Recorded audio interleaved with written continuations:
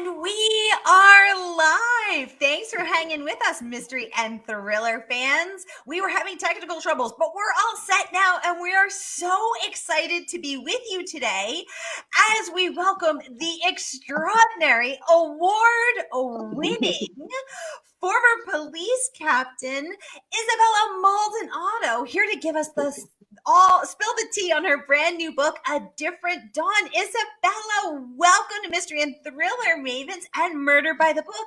Tell us about A Different Dawn. Well, thank you so much for having me. I'm super excited to be able to, this is, big excitement here, bringing out A Different Dawn, #2 in the Nina Guerrera FBI series. So for everyone who enjoys like an edge of your seat thriller with an FBI agent hunting a serial killer, this is your thing. Yay! Well, I'm one of those people, Isabella. I thoroughly loved the Cipher, and I am devouring A Different Dawn. So I can't wait to get into every single detail of it because I have so many questions, and I know all of our audience does as well. But first, I just want to welcome everybody. Welcome everyone who's watching on Facebook, everyone who's watching on YouTube, everyone who's watching on my channels, Murder's channels. We're so happy to have you. If you've been here before, you know how this works. And if you're new, welcome. We're so happy to have you. Here's how it works. Every Monday for Mystery Monday, because Mondays can be murder, I give you my hand-picked featured authors, and you get to ask them anything. So you can ask Isabella about her writing process, about A Different Dawn, about the Cipher, about her career as a crime fighter and her current life as a crime writer, the FBI Academy at Quantico, what it was like to be the captain, the first Latina captain in her police department. Oh my goodness, my mind is exploding with so many questions. So just get them going in the comments, and I will get them right over to Isabella.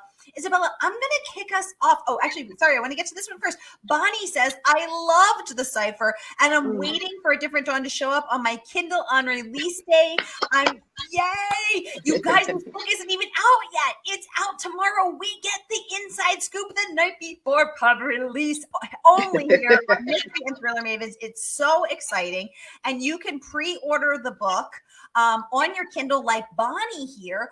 Or if you like paper books, if you're an old-fashioned reader like me, you can pre-order it from Murder by the Book. And it'll go out to you tomorrow. So I'm popping the link in the comments if you want to order paper books.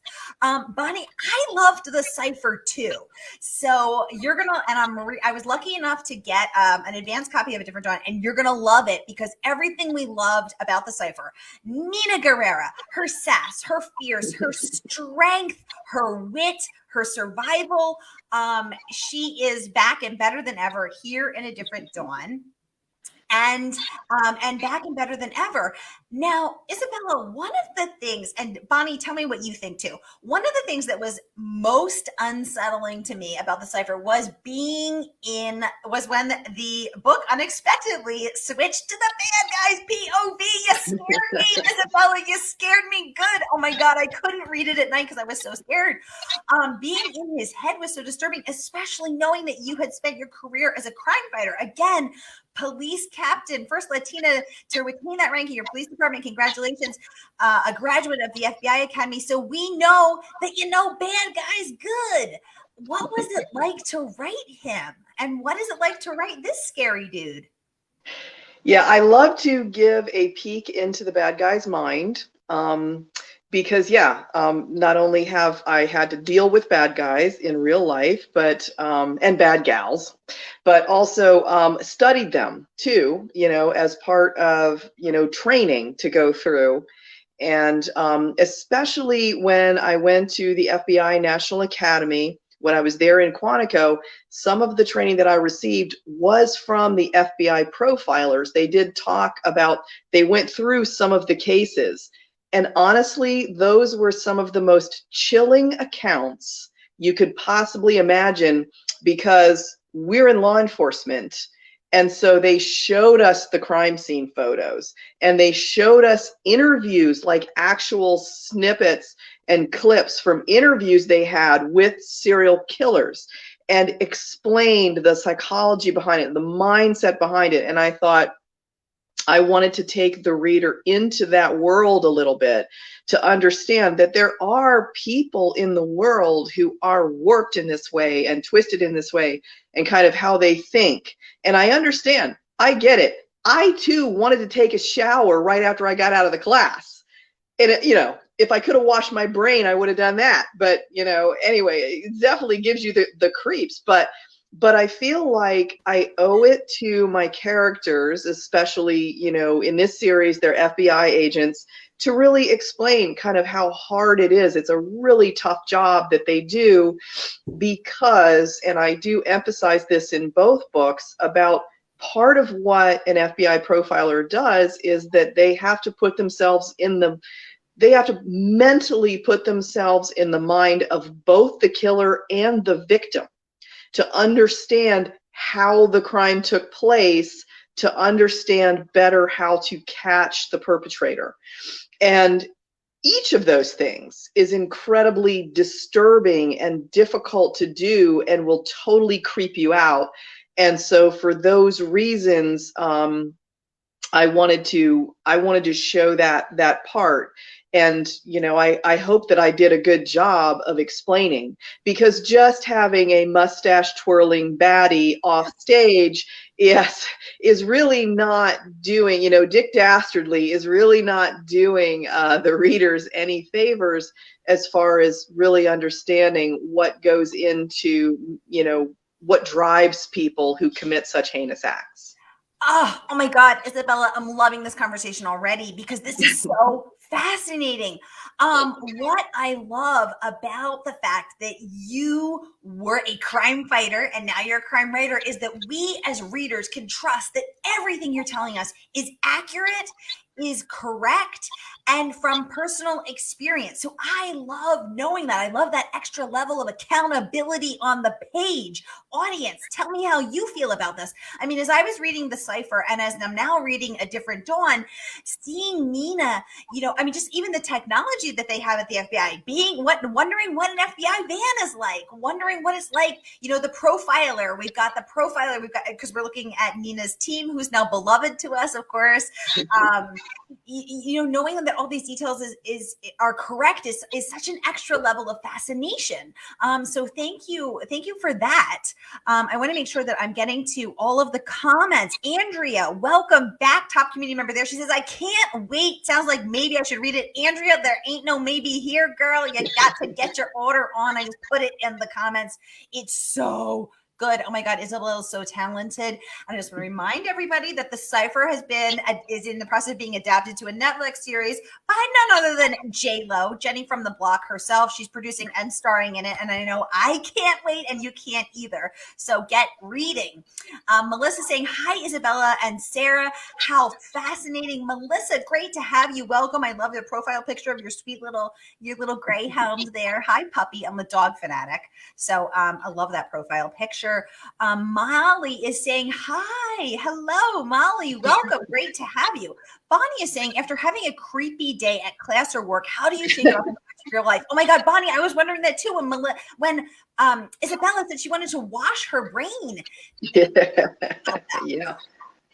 Yeah. Some of that stuff really does stay with you. And I mean, some of those images, the old expression that you can't unsee it, it's true. You really can't.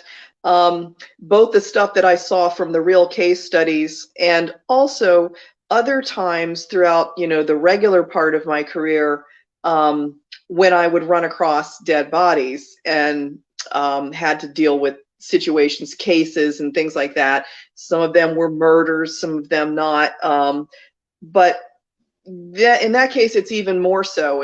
And that's when I feel like, again, I owe it to the reader to share my experience and to really pull in all five senses, because there are smells, there are sounds, there are sights, there is Sometimes you even can get like a taste in your mouth from the incredible smell that's all around you. You know, it permeates. And so I feel like it's important to, you know, to show all of that too. And you're right, and your readers are very astute to notice that when you come home after a day like that, it is very hard to unwind.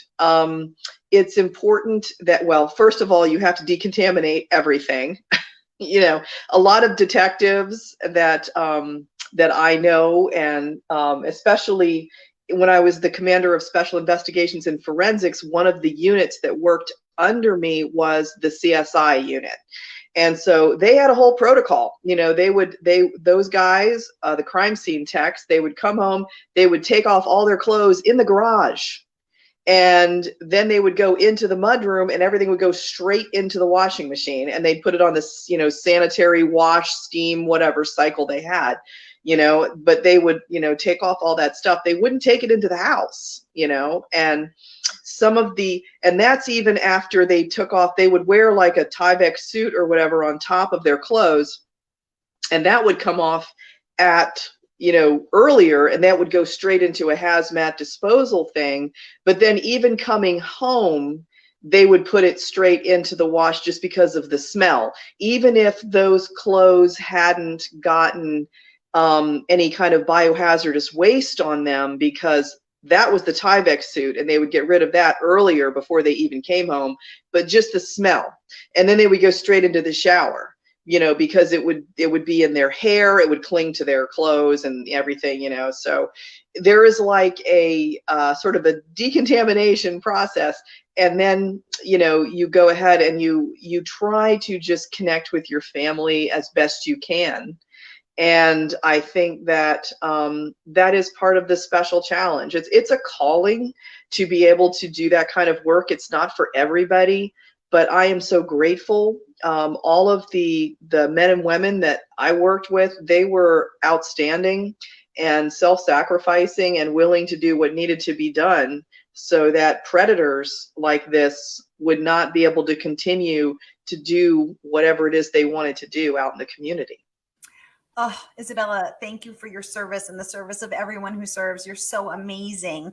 I think I just want to understand what is the smell? Is it the smell of decomposing muscle? Is it the smell of a dead body, or are we talking about gun smoke? What kind of smells are we talking about? I don't know how grisly you want to get, but it honestly it varies from scene to scene. If it's something that is very fresh and there's a great deal of blood, then it's the smell of blood that has its own smell. Usually it's kind of metallic because of all the iron in the blood, you know, but there's other, you know, sort of, it's a definite, once you smell it, you never forget it. Other times, if it's something more along the lines of decomposing, if it's been there for weeks, yeah, that's the kind of smell that gets into your hair and into your, like, it seems like it gets stuck up in your nose, it almost feels like, and you know, it's really hard to get it out. And then there are different smells altogether if it's a body that's been in the water and you take it out of the water, and that's a totally different smell. It almost, you know, it definitely depends on, you know, or if it's a burned body, that's a different smell altogether. It's like a char smell. So it really does. It very much depends on what the circumstances are. This is fascinating, Isabella. This is absolutely fascinating. Melissa is saying, like Isabella said, this must be a calling. Thank you, she says, for doing this for society. I could not have said it better myself. Melissa, thank you. Isabella, thank you. Bonnie would like to know, is it true? And I was wondering this too. Is it true that Vicks under the nose helps keep the smell away? I've read that people working in the ME's office, the medical examiner's office, do that. Is that true, and does it work? Yeah, it does work. It definitely does help. Back in the old days, like, you know, I remember when I first came on as a rookie officer, and, you know, the first couple times I would run across, you know, there'd be a dead body, and, you know, you'd see the homicide detectives would come out and the crime scene guys would come out. It was men back then. I was one of the few women on the department, so I'm saying guys for that reason. But back in those days when I first came on in the 80s, I'm really dating myself with this, but it was the late 80s. But anyway, they would chomp on a cigar. Like they'd get the cheapest, smelliest, nastiest cigar you can possibly imagine, and they would light it up and they'd have the stogie in their mouth. But nowadays, we don't do that. First of all, we're not allowed to smoke. Second of all, it would contaminate the crime scene. Third of all, it's just, it just isn't done. So they went to the Vicks under the nose thing is what a lot of them do use. It's kind of cool that people know that. That's pretty neat. I'm impressed. So my sister's a massage therapist, so a very different kind of lifestyle, but she had to work on cadavers to learn anatomy in order to be able to do massage. And when she was in the cadaver lab, she also did the Vicks. So I love that we all kind of know this. Yeah. This is such a valuable opportunity to get a hashtag BTS behind the scenes look at life. Questions are just pouring in, and I am so excited to see all of them. Let's go over to Andres. Ooh, I was wondering this too. Is Nina, so our beloved hero, Nina Guerrera, the warrior girl, is she based on someone that you know? No, she's not based on anyone that I know. I kind of was inspired to tell her story because there were so many victims of trauma that I dealt with and ran across in my career.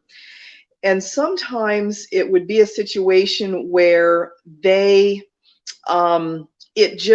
could see over time, I could see how it just devastated them and they were never able to get past it or through it or anything like that. Other times I was shocked and stunned to see how they overcame their trauma and turned it into something really inspirational, and it sort of gave them a cause, and where they were able to decide that they wanted to direct their life to make some meaning out of what happened, because the truth of the matter is that violence in general is pretty much senseless. And so to try to make sense of it, some of these victims would go on to do amazing things. They would become social workers, or they would work, to help other kids, once they got to be adults and things like that. And it was just very inspirational. And one of the things, I studied just enough psychology to be dangerous myself. And but one of the things that I actually, have Wade talk about this in the Cipher is about how, we don't talk enough about resilience. And resilience really is an amazing thing. And it's when I was able to witness it and see it, it was so inspirational to me that I wanted a character who embodied the resilience that I had seen. I love that, and I love Wayne, the profiler, who talked about that, because it's so true. I think we've all known people or seen stories, and some people survive and thrive, and some people don't. And there's a lot of factors for all of those reasons. Nina is so inspirational to so many of us, and that's what really motivates her, is that she was, she was found in a dumpster. She was a so-called dumpster baby, and she spent her entire life in the foster care system and group homes, and she is out there to protect vulnerable young girls like her, and we're just cheering for her every step of the way. Another thing that I really love is seeing Nina as a Latina navigate her way in this traditionally white male world of law enforcement, which you certainly have experience from. And I love how you weave in her Latina culture. So the smell of cumin in her cooking, the sauces, and all of the delicious foods that her neighbor, who's a foster mom, makes and brings her and caretakes for her. And I love how you weave that in, and the other cultural references that you do. What was that like for you, being the first Latina to attain the rank of captain, and now writing about a kick-ass Latina woman and J-Lo adapting your screenplay? Let's talk about that.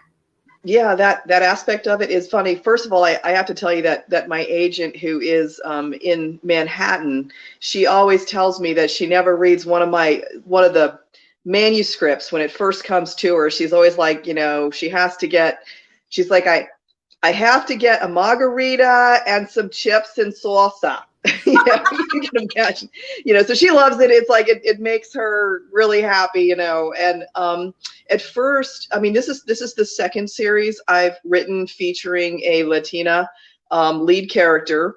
The first one is a homicide detective, and totally different thing, but both of them feature a Latina. And when I wrote the first series, I was concerned that people might not embrace the Latina character, because at first I was told that might be an issue a long time ago, back in 2015, when I was first trying to to get some attention on that and everything. I was not given a lot of encouragement. And then I just went ahead and stuck to my guns, and I thought, you know what, people would love to, hopefully they would find this sort of thing interesting, and to see other cultures. And one of the ways that we enjoy other cultures is through food and celebrations, but in particular food. I think food is like the great equalizer. And as far as the United States goes, unless you're 100% Native American, everybody has some immigrant somewhere, in an immigrant connection in their family somewhere. And so there's that experience of, different ethnicities. And I mean, I love this country and how there's so many different ethnicities and stuff. And it's like, let's celebrate what we have. But it's just surprising how many people have written to me, and they love it and they respond to it. And I have heard from many of them, they get hungry when they read my books, which is funny, because I mean, they're really not written like a cozy, there's no recipes in the books. It's not set in a bakery or something like that. It's totally the opposite of that. But I feel like it's a way for people to connect, and people do seem to respond to it. And as far as J-Lo goes, I have to say, I mean, I am so amazed and blessed. And just so you know, it's not going to be a series. It's a feature film. So she's going to do a feature film. But when it's funny, because I've loved her for a long time. Never had any idea that this was going to happen. And when I found out that her production company, was interested. And then I think the most surreal moment was when I was told that she was reading the book. And I was just like, oh my gosh, I can't believe that she's reading my book. Because a couple of years ago, I think it was in 2019, my husband and I went to Las Vegas, and we actually watched her on stage. I actually went to her show. So I was sitting in the audience watching her. I had no idea, because the book didn't come out till 2020. I mean, I had no clue, and shortly after the book came out, she wanted to star in it. Netflix was all on board and everything like that. And I'm thinking, oh my gosh, I've gone from like, I was in the audience watching her perform, to now she's going to be playing the lead character for Netflix in a movie. It just doesn't get any better than that. I don't know how to explain it. She's such a phenomenon. She's so incredibly talented and gorgeous and everything else. But it's incredible. It's an amazing feeling. Amazing indeed. Dream come true. Oh my God. From in the audience at a J-Lo concert to J-Lo adapting, producing, starring in your book, Isabella. Oh my God. This is just a dream come true. This is so exciting. It is. Okay, let's get over to the comments. So 23 years ago, I lived in Australia, and I became dear friends with the family who lived next door. And my little Australian sister, my adopted little Australian sister, Jess Clavey, is joining us today, all the way live from Brisbane. Jess, Wow. welcome. So we read the Cipher for our International Book Club when it came out. And Jess, welcome. I'm going to try to do this in an Australian accent. She said, Nina is a badass. No, I'm not going to do that. Forget it. She said, you must have had so much more. You must have so much more that you wanted to include in the books. What did you edit out of the first book? And have you included it in the second? Jess, brilliant question as always. I love you. I miss you. Isabella, give us the skinny. Yeah, that is true, because without any editors involved, the book could be 500,000 words, but it's ridiculous.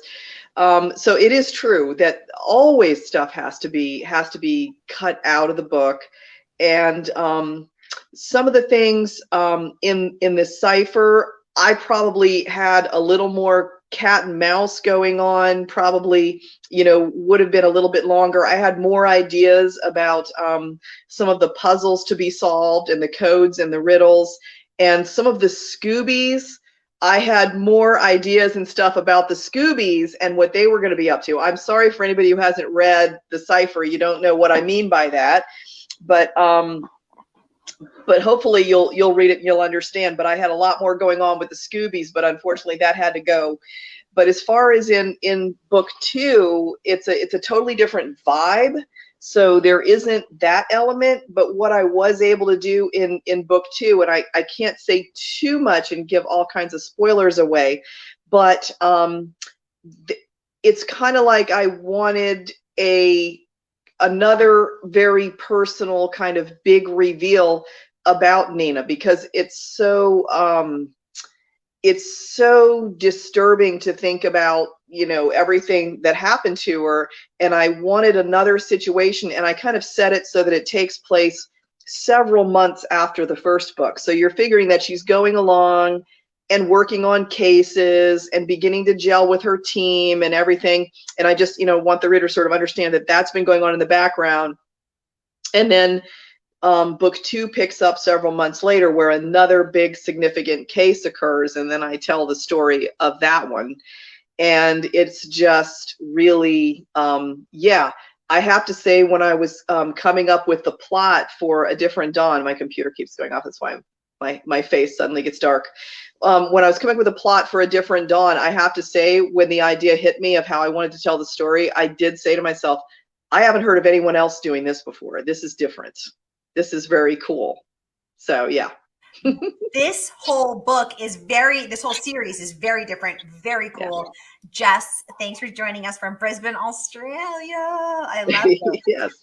Okay, let's get, Darla is saying, I'm just being introduced to Isabella's books. The books sound fascinating, just up my alley. Can't wait to start purchasing. Nina sounds intriguing. Darla, you're going to love these books. I'm telling you, you're going to love these books. And I'm putting the link right here in the comments where you can grab your copy, pre-order it tonight. So Murder by the Book, the good folks at Murder by the Book can send it to you tomorrow, so you can support independent bookstores, so that when we come out of this pandemic, we have bookstores to support and aisles to browse and books to open and smell. Does anyone else like to smell books? I do. So, yeah. the link is in the comments. Pre-order A Different Dawn. They'll send it to you tomorrow, and you're going to want the Cipher too, because it's so dang good. And you're going to want to know what these Scoobies are, and you're probably one of them, because I am, although I wouldn't annoy law enforcement like that. But the puzzles, I couldn't. I literally was like, I could not be a crime solver because I don't know what's happening. Okay, I want to make sure I didn't miss anybody's comments. I'm just scrolling through right here. Okay, Melissa would like to know, ooh, this is good. Is there any ritual that Isabella does to have transferred from her work day to join her family? Isabella, now you're a writer, you're a crime writer, you're hanging out in yoga pants instead of your uniform. But back in the days of the uniforms, did you have a ritual? Did you take it off and shower and that was the end of your day? Did you do, say something, sing something? How'd you do that? It's kind of funny. It's another thing that's it's evolved over time. Again, when I first joined the force, it was when I would, at the end of the shift, I would come into the locker room, and you take everything off and you put it away in your locker. You take off the gun belt and the vest, and it's just like, as you take all this stuff off, that was kind of always the ritual. And then, you know, you go into the other thing too is when you come in, you log off of your, you know, your MDT, which is your mobile data terminal. There we go. In your car, and you come in and you turn in your reports, and the sergeant is going through your reports and everything. Meanwhile, you are taking off all of your stuff, your equipment, and the, you know, the uniform shirt. You don't drive home in your uniform like ever. You know, you drive home in your undershirt and your you'd wear your like police pants and your boots and your undershirt. You would have your gun with you, but that would be like on the seat next to you in the gun belt or whatever. So it's because you're in your, it's called POV is the term, personally owned vehicle. So you don't, the reason you don't drive home in your uniform is you don't want anybody to see you in your personally owned vehicle in uniform, because that way they know that you're a cop. And especially early on, I hardly made any money, so I was living in an apartment, sharing it with a roommate and all that stuff. I didn't want everybody else, and it wasn't an apartment in the it was not in a desirable part of town. So I did not want people knowing that I was in law enforcement, because a lot of them were on the other side of the law, and they would not be pleased about that. So it's kind of like you almost like you had to hide it. It's almost like you were acting like you were undercover or something. And I did a lot of shift work. So sometimes I'd get off work at 1 o'clock in the morning. Sometimes I'd get off work at 7 o'clock in the morning. Sometimes I'd get off work at 4 in the afternoon. It was rotating shifts. I mean, it was really crazy. So it's you know, different depending on that situation, but just taking off the stuff, and then also being with the other officers in the room, because we'd all be together turning in our paperwork, and the sergeant would be going through the paperwork, and then he would ask you questions. Again, I say he because back then it was all men. And, you know, so he would ask you questions, you know, if there was a problem with your report, you know, what happened here? No, give me more information about that. Okay, why did you do this? Nope, tomorrow you got to go back out and do more of, you know, work on this some more, whatever, you know. But in the meantime, you'd be decompressing, and there was a lot of sort of good-natured ribbing and teasing, and the dark humor and everything else that would go on in the squad room at the end of the shift, and that would definitely happen, and that kind of helped to get you into a different frame of mind before you went home. This is fascinating. Such a fascinating glimpse into your police life, into your former life, much like Nina Guerrera, living in a neighborhood that isn't the most upscale, safest. She doesn't want people to know where she lives for the obvious reason. You know, she's out there busting the bad guys. Don't want the bad guys to know where she lives. Okay, let me make sure I didn't miss anything. Okay, Bonnie would like to know, will you be involved at all during the filming with J-Lo? Well, I don't know about the filming, but I do have an executive producer credit on there, so I am officially executive producer.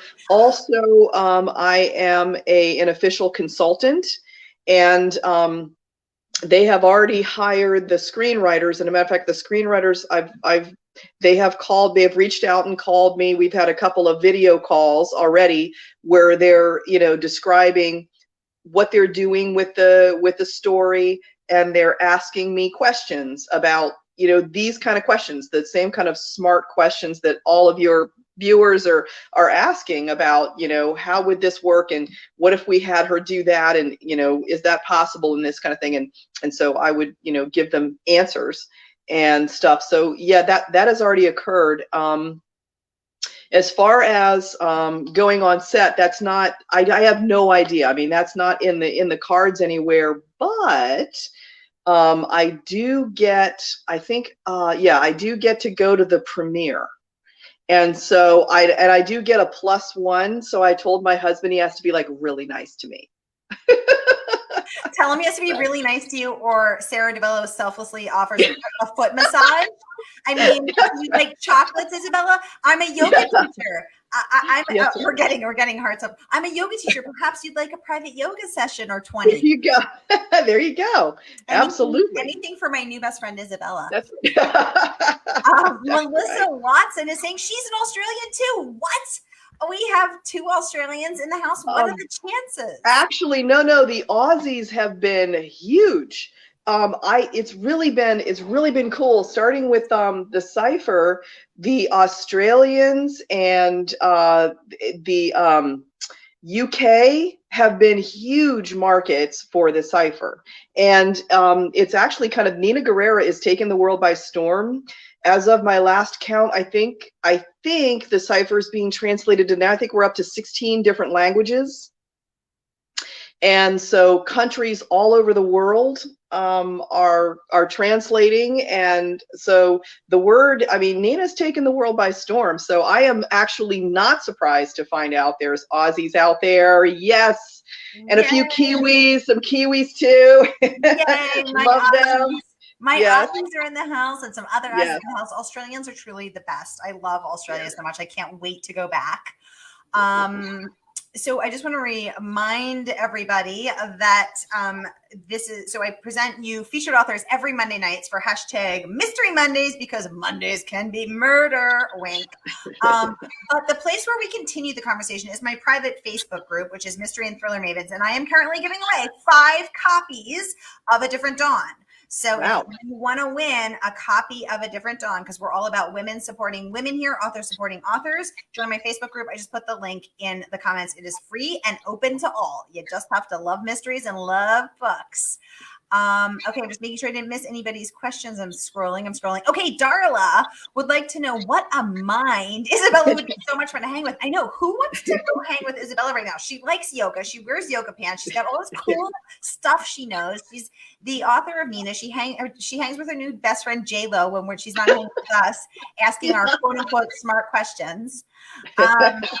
Ooh, good question here. Bonnie, is there an author that has been an inspiration to you, Isabella? What do you read when you're not writing? Great question, Bonnie. Isabella, let's spill the tea.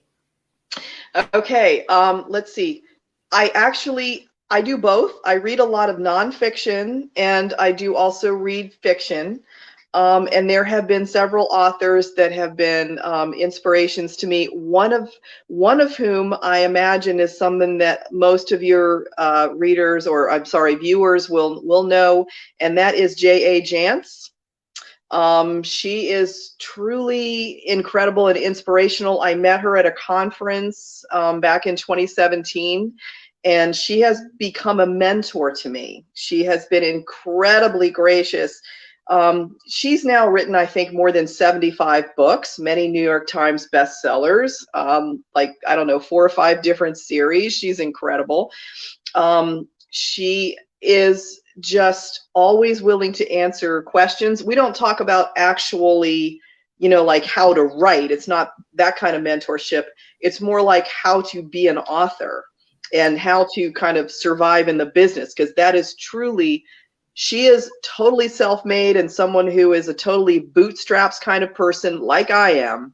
Ooh. And who just came up, did not have an easy early life and just became so incredibly successful and has sold millions of books worldwide and everything else. And so it really has been amazing, starting out at the very beginning before, when I was just getting started, to have someone of that stature to take an interest in me and be willing to share her wisdom has been incredibly, it's been wonderful. And one more time, what was her name? J.A. Jance. J.A. Jance. Okay, perfect. I'm putting it in the comments. Yeah. I love that. I love that. I love women supporting women, and authors supporting authors is where it's at. Yeah. Sherry is saying, hi, ladies. Hey, Sherry. Great to have you. Welcome. We're so happy to have you here. Oh, my gosh. Okay. Debbie is saying, I love J.A. Yeah, I told you. Thank you for correcting me. I spelled it with a J-A. I misspelled it. So J.A. Jance. Yeah. Thank you for that, Debbie. That's really helpful. Yeah. Sherry would like to know, oh my God, that's a great question, especially for Isabella. Have you ever had any surprises happen at a book signing?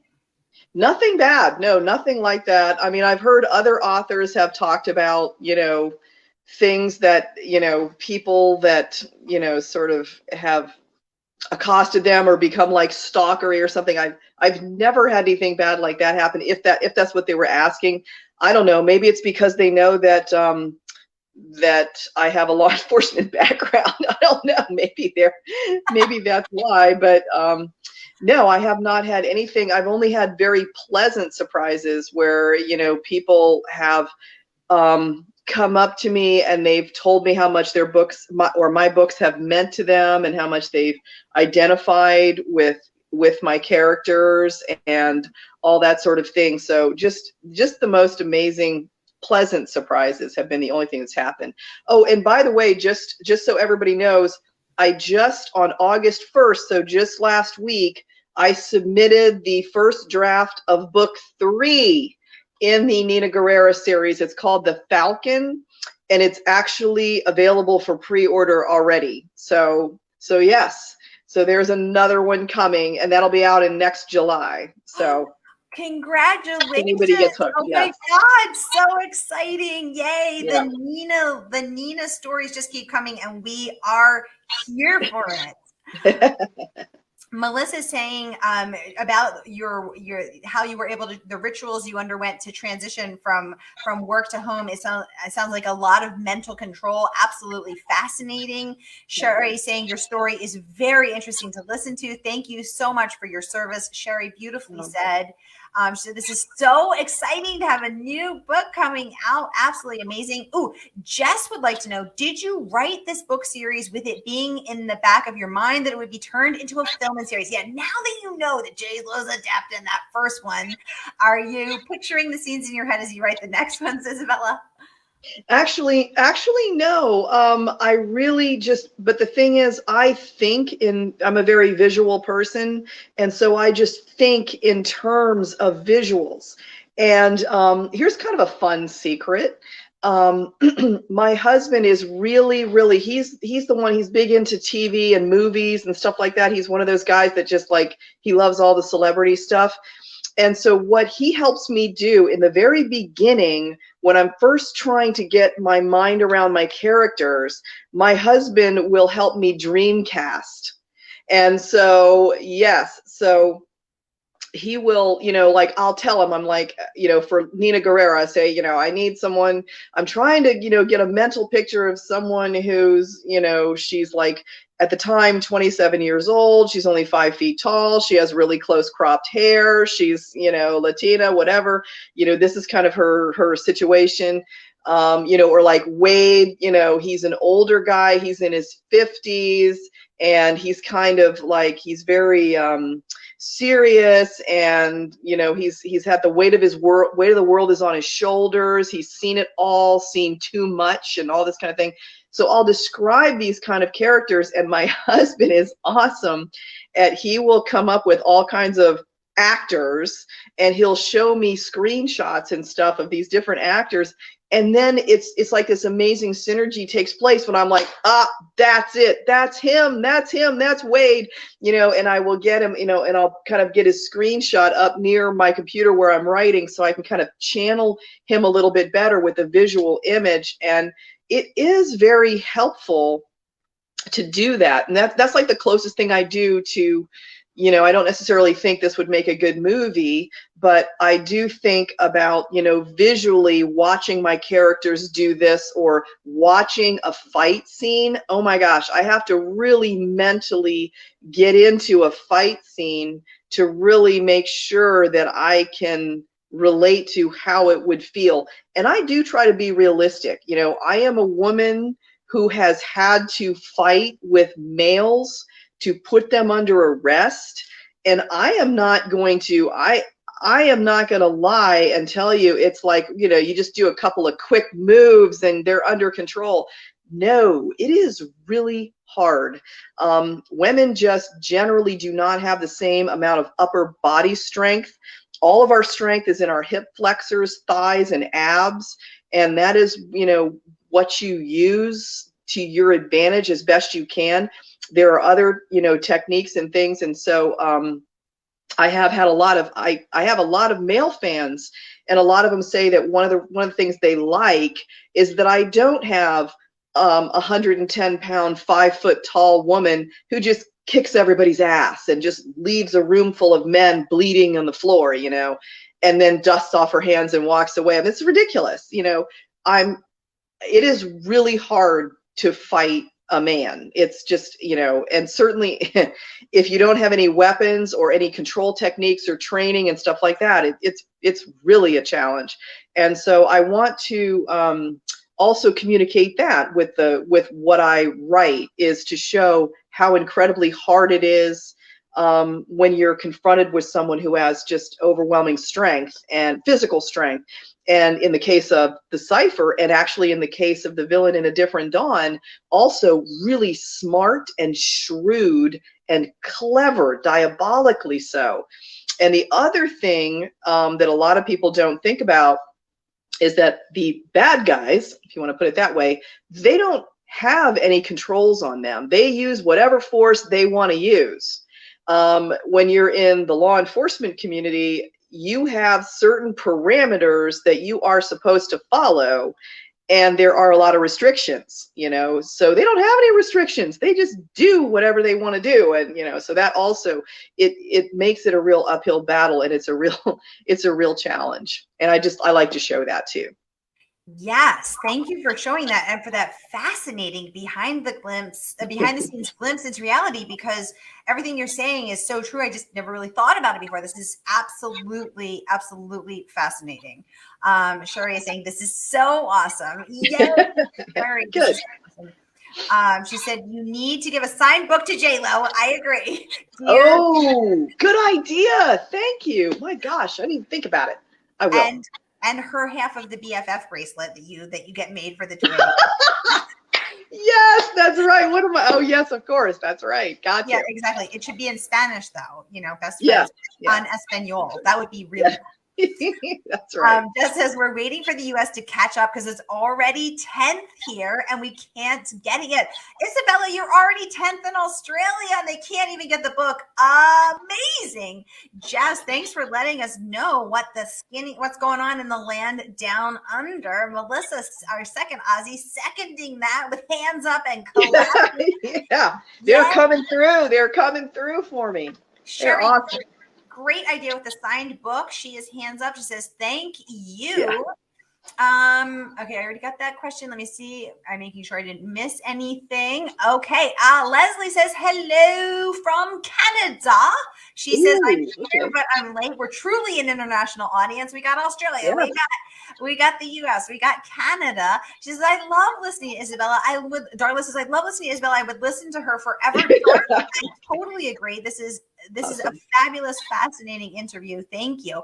Oh, great question from Melissa. How did Isabella stay fit enough to fight off these big men? Were you just pummeling a big bag or what? No, actually, I mean, when I was on the department, I used to do a lot of running, and actually that is one of the things. I have Nina Guerrera do a lot of running and stuff like that. But the thing is, especially on the department, again, and that's what I'm trying to emphasize, is that I would be put in a position where I had to do it, but I couldn't have done it like in a one-on-one, quote unquote, fair fight. So it's always a matter of, you know, you either have backup with you or you have tools and equipment that you use. Because if I had to just sit there and try to duke it out with a guy, it wouldn't work. As a matter of fact, back when I first was in the police academy, they had us fight with men. There were, in my academy class, there were like 90 recruits. Only 3 of us were females on the police side. They forced us to fight with male recruits. And I remember in particular, and they forced us to fight like with just like boxing rules. It's ridiculous. You know, if I could have kicked him, I would have had a better chance. But, you know, again, using those legs and hips and abs and everything, but I had to, they forced us to just like box. And I remember in particular that for 2 minutes, because they had like a 2-minute round where we had to go a couple rounds with them. And for 2 minutes, I think I punched his fist with my face for 2 minutes. And my ears were ringing all weekend. That took place on a Friday. And I am sure of it nowadays, looking back, I'm sure I was concussed. My ears were ringing all weekend long, and I had the worst headache I've ever had and everything. And I mean, it was just, yeah. So one of the things and they also made us wrestle a male recruit. Oh my gosh, that was another nightmare. It was terrible. But one thing I guess it did teach me is whether I'm up on my feet or ground fighting, because we had to do both, that I needed to quickly get myself out of the situation, because if I try to just do it with regular rules, like we had to obey the wrestling rules, if I had a fight like that, it was not going to end well for me. And as an officer, you always have to remember and keep in mind that there's always a gun on the scene. It's yours. Even if the bad guy doesn't have a gun, you do. So if he knocks you unconscious, you may as well have just handed him your gun. And now he's armed.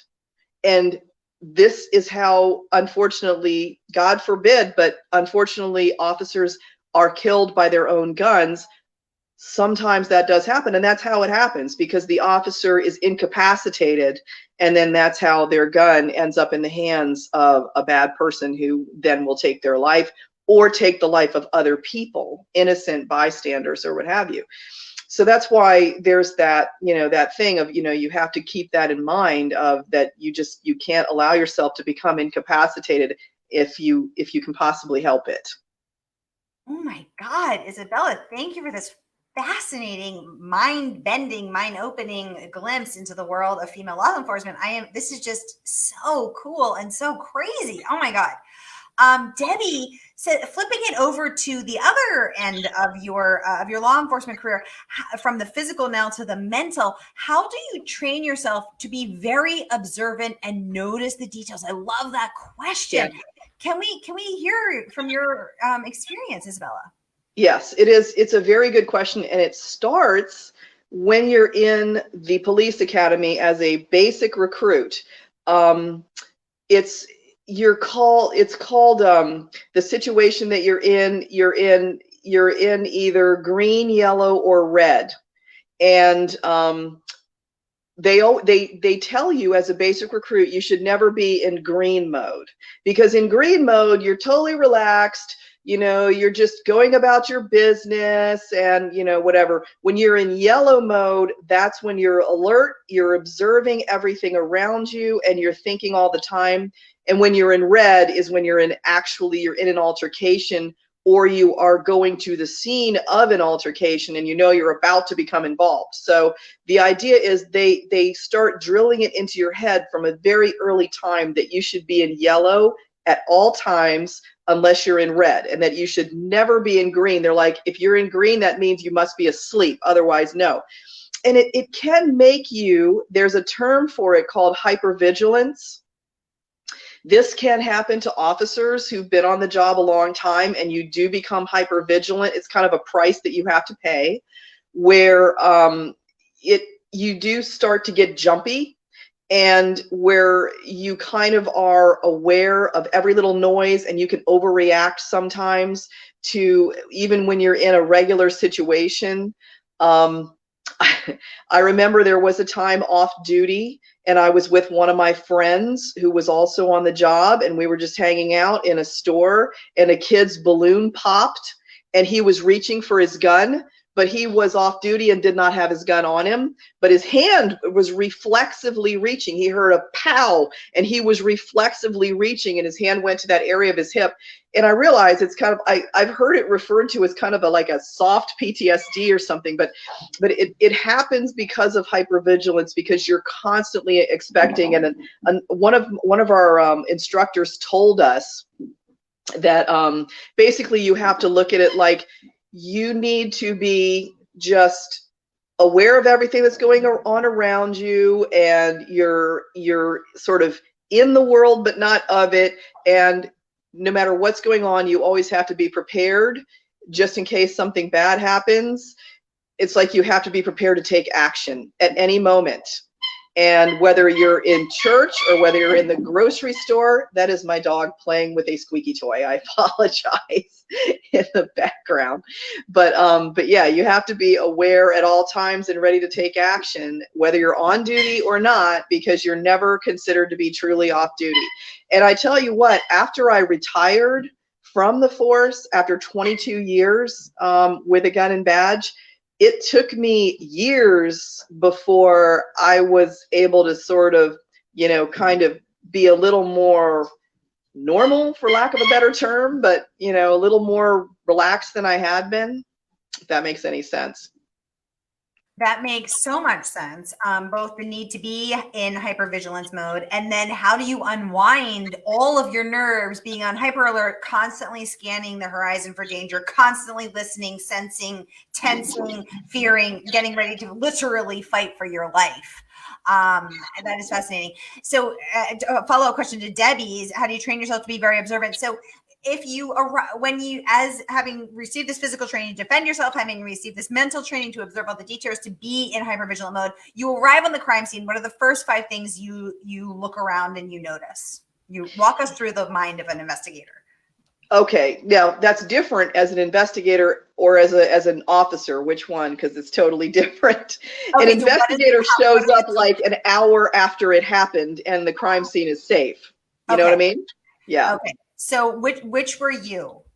Well, okay, so in the beginning of my career, obviously I was an officer. In the police department, it's not like in the military. You do not come in as a lieutenant and just go straight into supervision. It's not how it works. Everyone starts off as a slick sleeve, and everyone has to work patrol to begin with in the beginning of their career. Everyone works that way.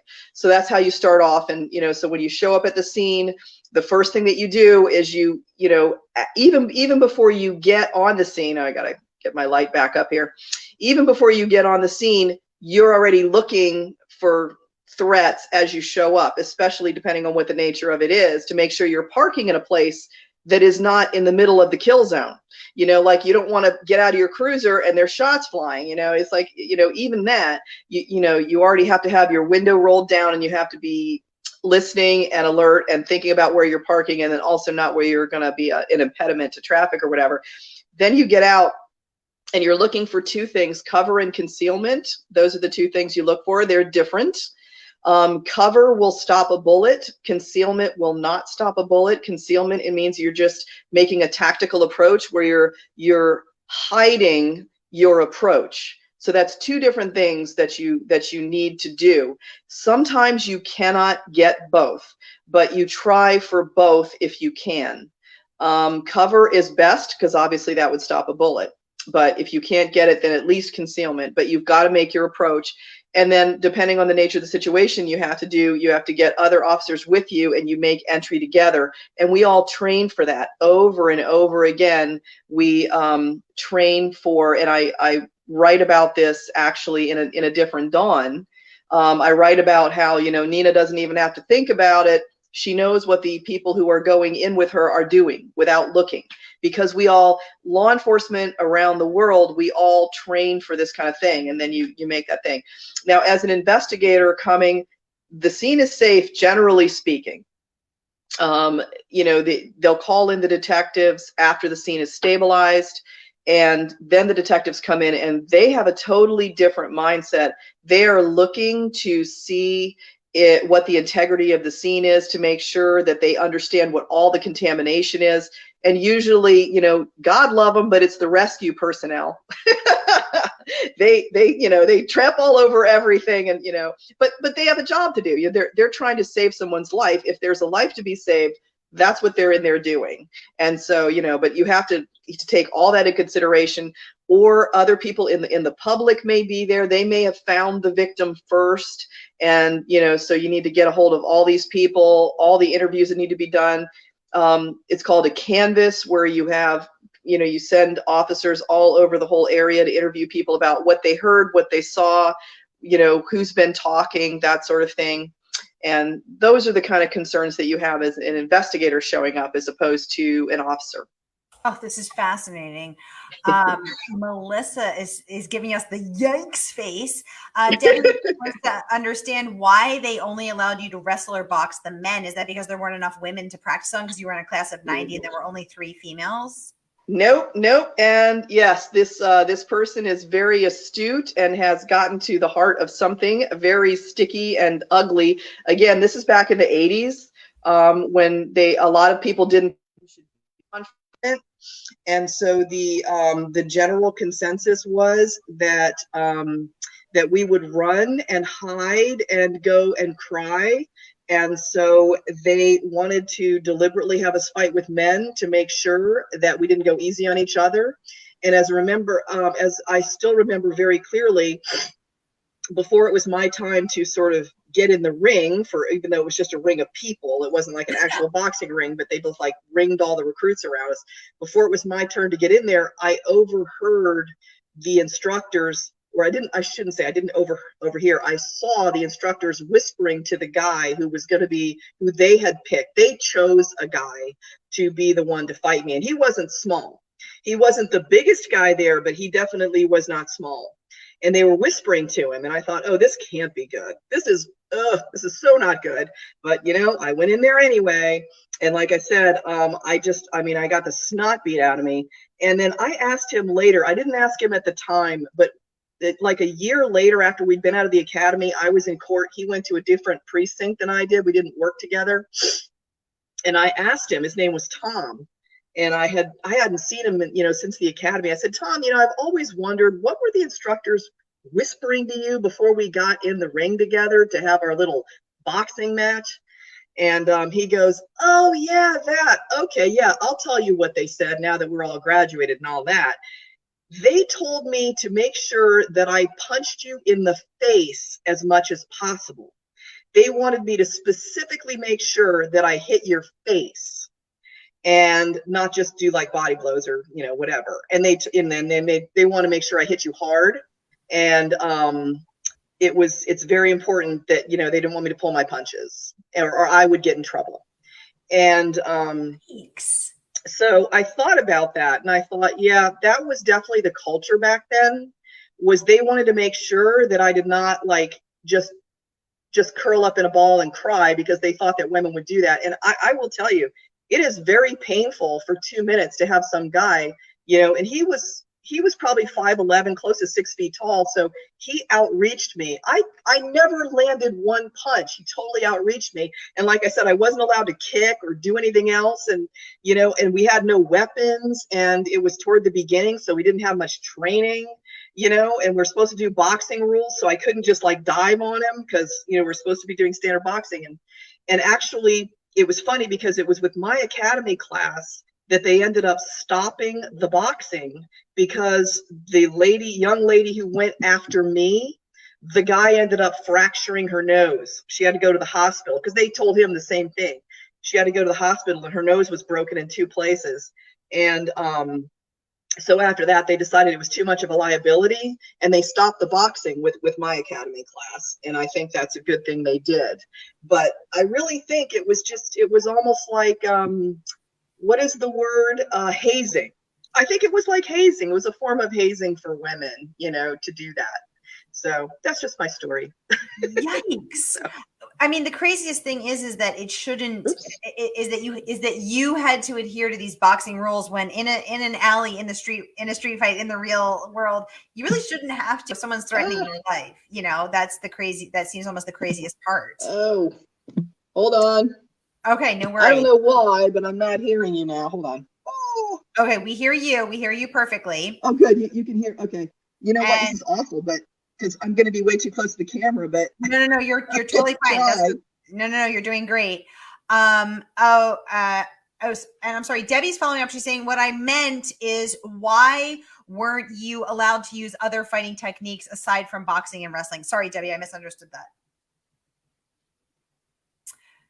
Isabella, she wants to know why you had to adhere to the boxing. Oh no, you can't hear me. Okay.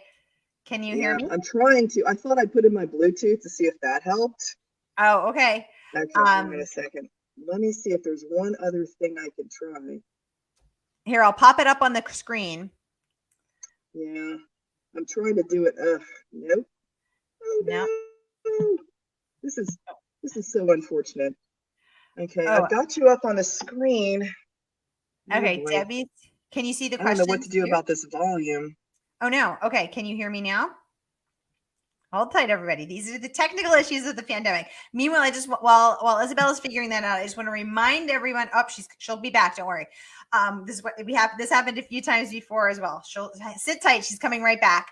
I want to remind everyone I'm giving away 5 copies of Isabella's book over in my Facebook group. So if you want to continue the conversation, if you love mysteries and thrillers, and clearly you do because you're here with us tonight, be sure to join my free Facebook group and be entered to win 5 copies of Isabella's brand new book out tomorrow, A Different Dawn. Again, the second in the Nina Guerrera series. I'm giving away 5 copies. I just popped the link in the comments. Whatever channel you're watching on, you should be able to see it. Here's Isabella. I can hear you again. Yay! That was perfect. I can hear you. Chance to remind everyone I'm giving 5 copies of your book away, so come join my Facebook group. Okay, Debbie is clarifying that I misunderstood her. I'm so sorry. She's saying what she meant was, why weren't you allowed to use other fighting techniques aside from boxing and wrestling? Well, I think it was what I was explaining, which is they just wanted to see if we would basically be able to tolerate just having the snot beaten out of us, knowing that we really couldn't defend ourselves properly. Because it's not a fair fight if you're 5'1" and 100 pounds, as Nina Guerrera, warrior girl, is. Okay. Oh my gosh. Okay, let me just see to make sure I didn't miss anything. Okay, we are over our time, but Isabella is being so generous, and we have just a few more questions. Yeah, that's fine. So if you've ever worked with a cold case team, Isabella. Well, okay. So when again in my last command as commander of special investigations and forensics, the guys who were working under me, some of them would work on cold cases.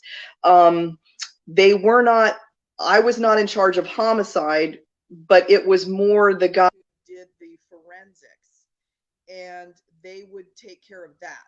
So what would happen is if there was a cold case, some of my guys would be out there, turn that off, would be out there investigating the cold case, and they would do everything from fingerprint to video. And we actually had one guy who was training to be a forensic odontologist.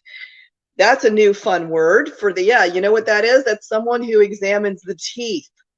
It's a a dental forensic examination. So so a lot of guys, they would have different specialties, and they would work with the cold case detectives on some of these. And it was very interesting. Some of them did some of that, the reconstruction, where they would have skulls, and they would put together images of the person. First, they did it back in the olden days. They did it with clay and these little kind of knobbies they'd put on there with clay. And nowadays they do it using, it's all digital. So, and it's amazing how accurate it can become. And I talk about some of the technology a little bit in the Cipher, with the predictive DNA offering predictive, because we do have cases where we find bodies and we can't put a name to them, and it's clear that they have died, that they have been murdered, but we don't know who they are, and that still does happen. It's getting better now with the advent of DNA and other things, but still it's not we can't always put a name to everybody, so we have to work on it that way too. Wow, this is so freaking fascinating, Isabel. I'm riveted, and so is everyone watching. Darla is saying the Cipher is now in my Kindle library. Darla, good move. You're gonna love it. Come back, join my Facebook group. Continue the conversation. Oh, good. The Cipher's in somebody's Kindle library. In Darla's library, yay! And now you can get a copy of A Different Dawn. Again, I'm giving away 5, or you can pre-order it. I put the link in the comments twice, so grab it. Grab your copy. Jess is saying yes, and then after all of this wrestling and fighting, you became the boss of them all. So you had the last laugh for sure. Oh, absolutely. Becoming the boss of them all. Okay, I do have a quick story about that. So when I first came on, when I just got to the precinct, and I was like, wait, Isabel, your sound went out just a little bit. If you can lean a little. You can't hear me. Hold on a second. Now you're back. Okay, perfect. You can hear me now. Yes. Okay. All right. So when I first showed up at the precinct, and I was fresh out of the academy, as soon as I got there, one of the senior officers just. The minute I walked in the door, he looked at me and he said, "Women have no place in law enforcement." And he turned on his heel and walked away from me. And that was my greeting. That was my first welcome to the precinct. It was my first day. And I thought, I haven't even had a chance to make this guy mad. I haven't even had a chance to fail at anything. That's the way he feels, and he's making sure he lets me know. And so what ended up happening was at the end of my career, more than 20 years later, when I became the commander of special investigations and forensics, he ended up being, that same officer was one of the ones who worked under me, but it was several layers, you know, because he was never promoted at all. I was a captain, but he had never been promoted. So what happened is, people have asked me when I told the story, they're like, you know, hey, did you get him back or anything like that? And the answer is no, I really didn't. First of all, because he was many ranks below, but also someone like him just showing up for work and knowing that I was in the corner office in charge was punishment enough for someone with that attitude. I didn't even need to do anything other than exist. And that was all I needed to do. Oh my God, this is the best story ever. Sherry is saying, wow. Sherry is all of us. Oh my God. Isabella, this is so cool. And yes, you being in the corner office, you being the captain, you retiring as the head of forensics and special investigations was the best revenge of all. Oh my God. Well, right. We are well over our time, but this has been such a fascinating, fabulous, illuminating, heart-opening, mind-opening, learning educational night. I want to thank you so much. I want to remind everyone this book is out tomorrow. We get to talk to her tonight because I like to give you the inside scoop before the book even comes out. So pre-order your copy right now. Join my Facebook group. Enter to win one of 5 free copies. I'm giving them away. We're about women supporting women, authors helping authors. That's what we're all about here. Sherry saying, thank you for sharing your time with us. Yes, thank you for sharing your time. Thank you for sharing your knowledge. We're getting so many hearts up on Facebook. Isabella, when that third, Bonnie saying, thank you for an outstanding night. Bonnie, thank you for all your questions. Thank you for your presence. Isabella, when your third Nina Guerrera book, The Warrior Girl, comes out, you got to come back and talk to us the night before it comes out because we love you. We're cheering for you, and we can't wait to have you back right here on Mystery and Thriller Mavens. Thank you. I would love that. It comes out next July, so here we go. I'm booking you now, lady. Thank you so much. Everybody have a great night. I will see you next Monday for Mystery Mondays. Thanks, Deb, because Mondays can be murder. Have a great night, everybody. Bye.